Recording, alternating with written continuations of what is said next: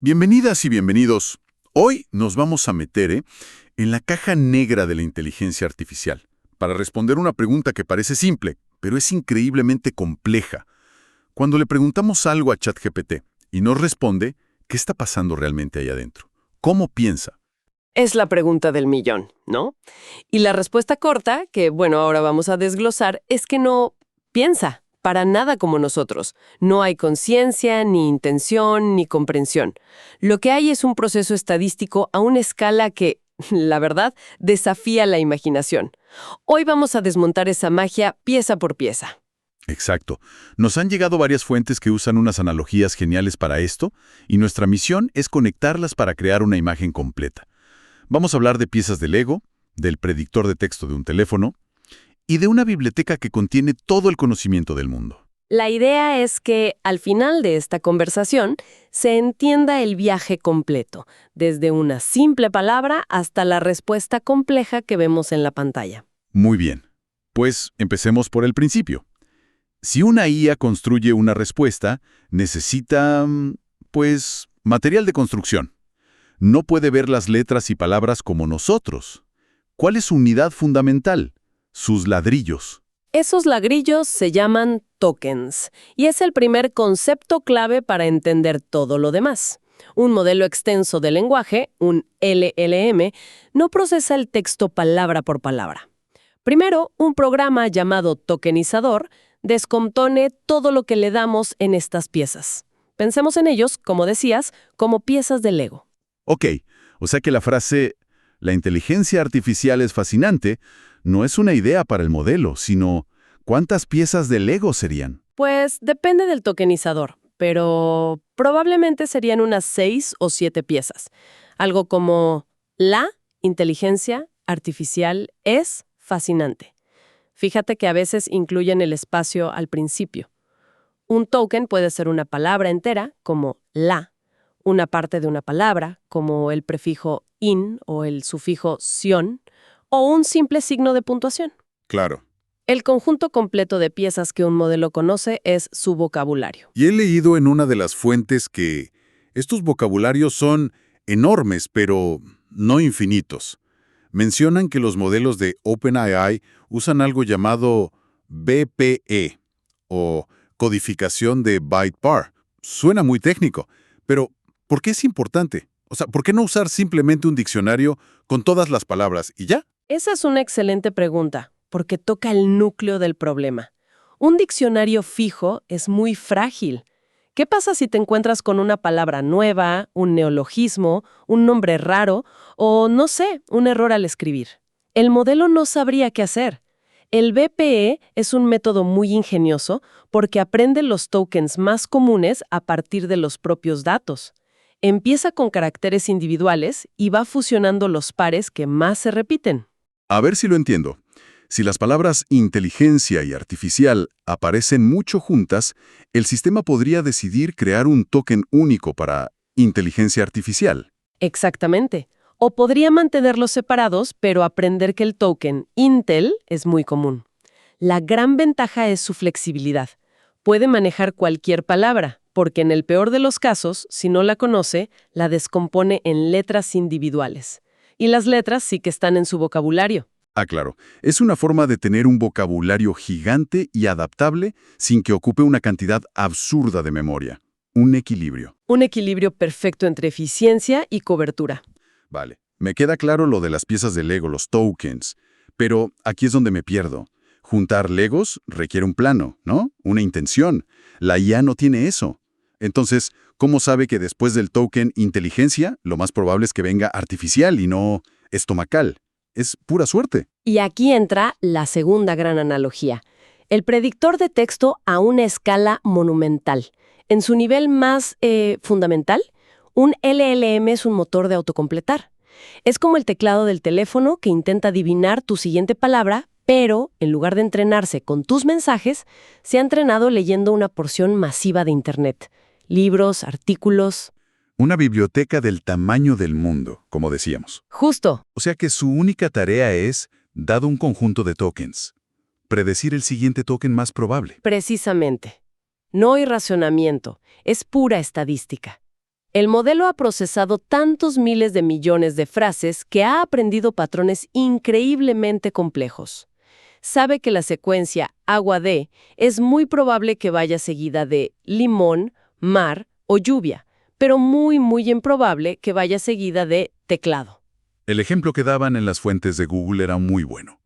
Si le das la frase cuando oigo llover en el tejado, yo en mi cocina, el modelo no piensa, la lluvia me da frío, me apetece algo caliente. No, para nada.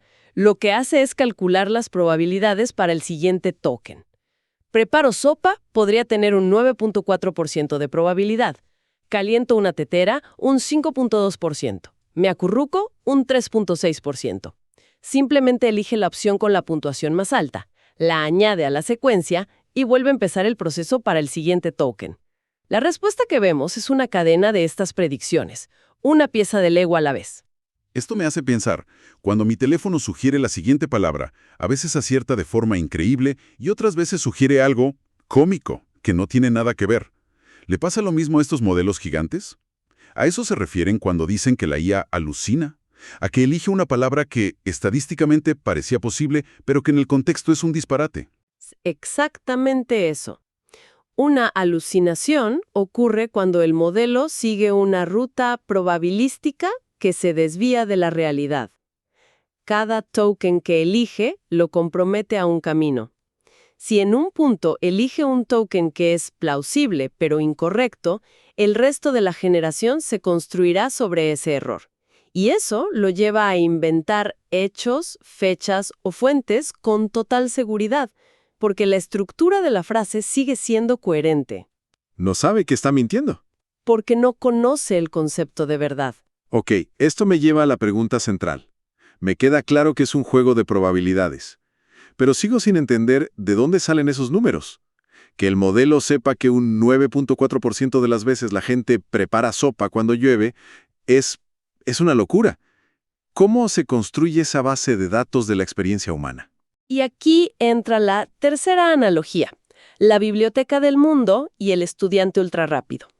Esa base de datos se construye durante la fase de preentrenamiento no supervisado.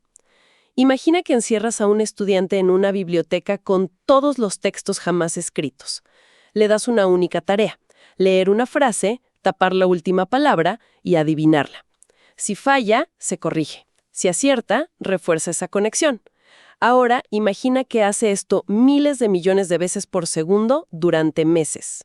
El estudiante no entendería las emociones de un poema, ni las implicaciones de la teoría de la relatividad. Exacto. Pero después de procesar todo ese texto, sabría a la perfección cómo se ordenan las palabras para sonar como un poeta o un físico. Ha interiorizado la gramática, la sintaxis, las relaciones entre conceptos. Todo como un gigantesco mapa de patrones. Una de las fuentes mencionaba una cifra alucinante. El entrenamiento de GPT-3 equivale a que una persona lea 120 palabras por minuto, 24 horas al día, durante 9,000 años. Es una escala que cuesta procesar. Pero para que ese estudiante pueda aprender de forma eficiente, tuvo que haber un avance tecnológico clave, ¿no? No basta con darle más y más libros. Leí que el gran salto fue algo llamado la arquitectura Transformer en 2017. A ver, eso de que permite analizar todas las palabras a la vez suena revolucionario. ¿Qué pasaba antes? Los modelos leían como nosotros, una palabra tras otra, y se olvidaban del principio. Justo, ese era el principal obstáculo. Los modelos anteriores, como las redes neuronales recurrentes, procesaban el texto de forma secuencial. Sufrían de, digamos, amnesia a corto plazo. Para cuando llegaban al final de un párrafo largo, ya habían perdido gran parte del contexto del inicio. Si la pregunta empezaba con «en Francia», para el final de un texto largo el modelo ya no recordaba esa restricción. ¿Y el Transformer solucionó eso? ¿Cómo? Con un mecanismo llamado autoatención o self-attention. En lugar de leer secuencialmente, es como si el modelo pudiera mirar toda la frase o el párrafo de golpe. Para cada palabra que va a generar, el mecanismo de atención le permite prestar más atención a las palabras más relevantes de la entrada, sin importar lo lejos que estén. Ah. Por ejemplo, en la frase «el robot cogió la manzana y se la comió porque estaba madura», El modelo puede calcular que la palabra la se refiere a manzana y no a robot. Entiendo. Esa capacidad de conectar conceptos a larga distancia fue el cambio de juego. Totalmente. Es lo que permite la coherencia y el contexto que vemos hoy. Entonces, tenemos a este estudiante que lo ha leído todo gracias a los Transformers. Es un genio de los patrones, pero probablemente también ha leído las partes más oscuras de Internet. Conoce todos los sesgos, el odio, la desinformación. ¿Cómo se evita que la IA se comporte como un troll de foro? Esa es la siguiente fase crucial, el ajuste fino, o fine-tuning. El preentrenamiento crea un modelo de lenguaje bruto, una especie de cerebro superdotado pero sin modales. Claro. Para hacerlo útil y seguro, se necesita una capa de educación. El método más común se llama aprendizaje por refuerzo con retroalimentación humana, RLHF por sus siglas en inglés. Que si no me equivoco, es básicamente contratar a un montón de gente para que actúe como profesores, ¿verdad? En esencia, sí. Funciona en varias etapas. Primero, se le pide al modelo que genere múltiples respuestas a una misma pregunta. Luego, evaluadores humanos las clasifican de mejor a peor. Esto crea un nuevo conjunto de datos de alta calidad, datos de preferencias humanos. Con estos datos, se entrena un segundo modelo de recompensa, cuya única función es predecir qué tipo de respuesta le gustaría más a un humano. Ah, o sea que se automatiza al profesor. Justo. Y en la fase final, la respuesta del modelo original se pasa por este modelo de recompensa, que le da una puntuación. El modelo principal aprende a ajustar sus respuestas para maximizar esa puntuación para recibir un premio virtual.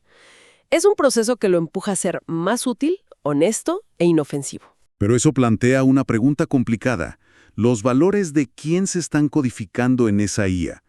Si el grupo de evaluadores humanos es pequeño o culturalmente homogéneo, ¿no corremos el riesgo de crear una IA con un sesgo muy específico? Ese es el debate central ahora mismo en el campo de alineación de la IA. Es un desafío enorme. Las compañías invierten mucho en diversificar a esos evaluadores, pero es inevitable que ciertos valores se refuercen más que otros. Es un desafío social continuo. Y además de este proceso, también se le da un personaje a través de lo que se conoce como el System Prompt. Que, según las fuentes, es como una serie de instrucciones ocultas que se le dan al modelo antes de nuestra pregunta. Correcto. Junto a tu pregunta, el User Prompt, el sistema añade un bloque de texto que puede tener miles de líneas. Puede decir algo como: eres un asistente virtual llamado ChatGPT. Sé amigable, no des consejos médicos, responde siempre en el mismo idioma de la pregunta. Establece las reglas del juego. Exacto. Define el tono, el formato y los límites del comportamiento del modelo en cada conversación. O sea que, resumiendo todo el proceso, la IA no piensa. Primero, descompone nuestra pregunta en piezas de Lego llamadas tokens. Luego, usando la estadística aprendida de una biblioteca del tamaño del mundo, predice la siguiente pieza más probable, una y otra vez. Y finalmente, todo esto está filtrado por una capa de educación y unas reglas de personaje para que la respuesta sea coherente y segura. Es una sinfonía de probabilidad y potencia computacional. No de conciencia. Cada palabra que genera es el resultado final de miles de millones de cálculos matemáticos, ejecutándose en una fracción de segundo. Y esto nos deja con una reflexión final muy interesante que encontramos en un análisis de Reddit. Alguien observó que diferentes modelos de IA, de distintas compañías, a veces usan las mismas palabras, los mismos tokens críticos en sus respuestas, como si tuvieran tics en común. ¿Ah, sí? ¿Cómo cuáles? Palabras como, sin embargo, alternativamente, o la frase, profundicemos en el tema. ¡Qué curioso! Y lo que esto sugiere es que algunos modelos podrían estar siendo entrenados, al menos en parte, con las respuestas generadas por otros modelos. Si el modelo A se entrena con Internet y luego el modelo B se entrena con Internet más todas las conversaciones públicas del modelo A, se empieza a crear una especie de linaje, una cultura compartida entre IAs. Y aquí viene la pregunta para reflexionar. Si los modelos aprenden de otros modelos que a su vez aprendieron de datos humanos originales, ¿en qué punto sus respuestas dejan de ser un simple reflejo de nuestro conocimiento? Estamos creando sin quererlo una cámara de eco de inteligencia artificial donde los modelos se copian los sesgos y estilos unos a otros, alejándose cada vez más de la fuente humana original. ¿O es así como podrían empezar a generar algo genuinamente nuevo?